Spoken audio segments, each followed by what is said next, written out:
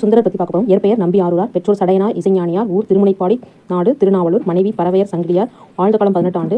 மார்க்கம் யோகம் எனும் சக மார்க்கம். நெறி யோகம் அல்லது தோழமை நெறி. இறைவனால் ஆட்கொள்ளப்பட்ட திருவண்ணைநல்லூர். இறைவனை சேர்ந்த இடம் கைலாயம். இவரின் தமிழ் மிந்து தமிழ். படைப்புகள் 7ஆம் திருமுறை. இதனை திருப்பாட்டு என்பர். திருத்தொண்ட தொகை. வேறு பெயர் வன்தொண்டர். தம்பிரான் தோழர். சேரமான் தோழர். திருநாவலூரார். ஆளாள சுந்தரர். ஆளுடைய நம்பி.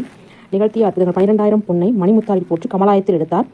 இவர் பொருட்டு காவிரி ஆறு இரண்டு கூறாக பிளந்து நின்றது.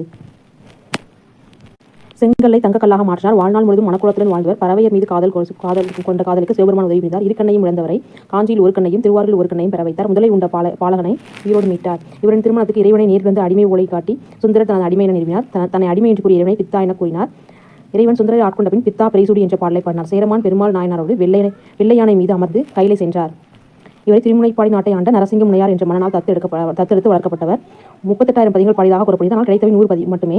இத்தகம் பேச வேண்டாம், விரைந்து பணி செய்ய வேண்டும் என்று இறைவன் இவரிடம் கூறினார்.